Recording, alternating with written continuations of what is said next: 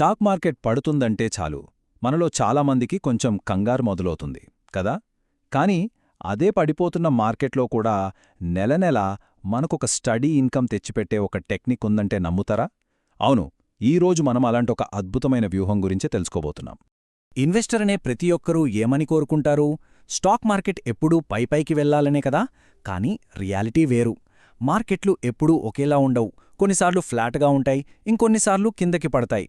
అలాంటి సమయాల్లో మన పోర్ట్ఫోలియో నుంచి ఇన్కమ్ సంపాదించడం చాలా కష్టంగా అనిపిస్తుంది. అయితే అసలు ప్రశ్న ఇక్కడే వస్తుంది. మార్కెట్లు మనకు ఫేవరబుల్గా లేనప్పుడు కూడా ఇన్కమ్ ఎలా సంపాదించాలి? దీనికి ఓ పవర్ఫుల్ సొల్యూషన్ ఉంది. దాని గురించే ఇప్పుడు వివరంగా మాట్లాడుకుందాం. ఆ సొల్యూషన్ పేరే కవర్డ్ కాల్ రైటింగ్. వినడానికి కొత్తగా అనిపించినా ఇది అన్ని రకాల మార్కెట్ కండిషన్స్లోనూ మనకు హెల్ప్ అయ్యే ఓ సూపర్ స్ట్రాటజీ అని చెప్పొచ్చు. అదెలాగో ఇప్పుడు చూద్దాం. చూడండి, సింపుల్గా చెప్పాలంటే మీ దగ్గర ఆల్రెడీ కొన్ని స్టాక్స్ ఉన్నాయనుకుందాం. ఇప్పుడు మీరేం చేస్తారంటే ఆ స్టాక్స్ని భవిష్యత్లో ఒక ఫిక్స్డ్ రేటుకు కొనే హక్కును వేరే వాళ్లకు అమ్ముతారు. అలా ఆ రైట్స్ని అమ్మినందుకు మీకు వెంటనే ప్రీమియం రూపంలో డబ్బులొస్తాయి. అంతే. సరే, అంతా బానే ఉంది కానీ వెంటనే మన మైండ్లో వచ్చే డౌటేంటంటే, ఒకవేళ స్టాక్ ధర పడిపోతే మంచి ప్రీమియంలు రావు కదా. అప్పుడు ఈ స్ట్రాటజీ ఎలా వర్కౌట్ అవుతుంది? ఇది చాలా మంచి ప్రశ్న. దీనికొక క్లియర్ సొల్యూషన్ ఉంది. రైట్. ఈ ప్రాబ్లంని సాల్వ్ చేయడానికి ఒక సింపుల్ 2 పార్ట్ ఫ్రేమ్వర్క్ ఉంది. దీని గనుక మనం కరెక్ట్గా ఫాలో అయితే మార్కెట్ పడిపోతున్నా సరే మనం ఇన్కమ్ జనరేట్ చేయొచ్చు.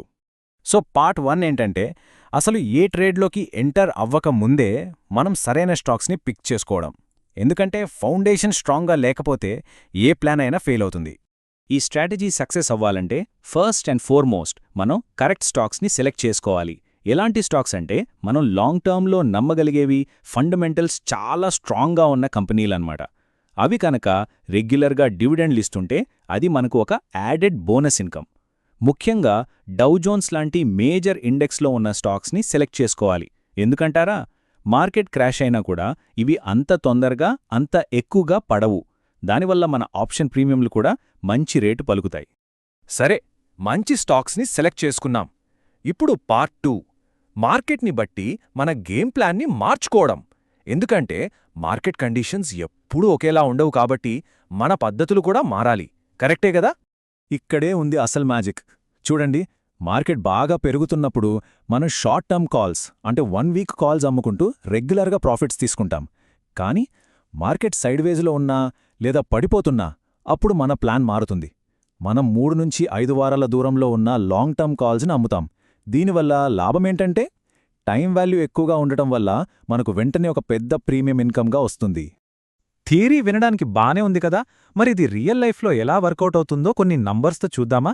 దీనికోసం మనం మైక్రోసాఫ్ట్ స్టాక్ని ఎగ్జాంపుల్గా తీసుకుందాం. ఓకే, ఈ టేబుల్ని కొంచెం జాగ్రత్తగా చూడండి. మొదటి సినారియో అంటే ఏలో ఎవరో మైక్రోసాఫ్ట్ని $215 దగ్గర కొన్నారనుకుందాం. ఇప్పుడు వాళ్ళు $215 స్ట్రైక్ ప్రైస్తో కాల్ అమ్మితే వాళ్ళకి వెంటనే $3.5 ప్రీమియం వస్తుంది. సరే, ఇప్పుడు రెండో సినారియో బి చూడండి. మార్కెట్ పడిపోయి స్టాక్ ఇప్పుడు $202 దగ్గర ఉంది. ఈ టైంలో కొని 207.50 స్ట్రైక్తో కాల్ అమ్మారనుకోండి, వాళ్లకి ఏకంగా $6.05 ప్రీమియం వస్తుంది. అంటే ఏంటి? తక్కువ ధరకు కొన్నప్పుడు ఎక్కువ ప్రీమియం సంపాదించే ఛాన్స్ ఉంది. ఇక్కడ మనం గమనించాల్సిన మెయిన్ పాయింట్ ఇదే. మార్కెట్ పెరగకపోయినా సరే ఈ టెక్నిక్ యూజ్ చేసి నెలకు 3 నుంచి 5.5% వరకు రిటర్న్ సంపాదించే అవకాశం ఉంది. ఆలోచించండి, స్టాక్స్ పడుతున్నా కూడా ఇన్కమ్ వస్తుందంటే ఇంతకన్నా ఏం కావాలి? అయితే ఈ స్ట్రాటజీ చాలా పవర్ఫుల్ అనే మాట నిజమే అయినా దీన్ని మనం మార్కెట్ రియాలిటీస్ని దృష్టిలో పెట్టుకుని వాడాలి. గుర్తుంచుకోండి, ఏ స్ట్రాటజీ కూడా 100% సేఫ్ కాదు. ఈ ఒక్క విషయం మాత్రం ఎప్పుడూ గుర్తుపెట్టుకోవాలి.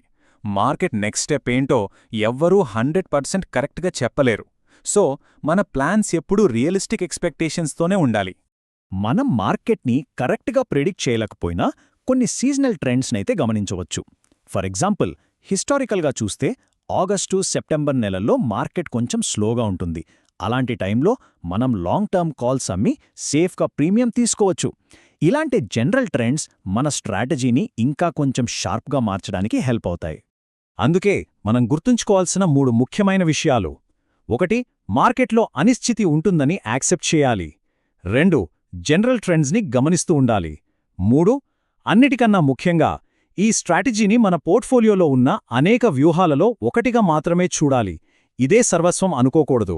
సరే, ఇదంతా విన్న తర్వాత ఇప్పుడు మనం ఆలోచించాల్సిన ప్రశ్న ఒక్కటే.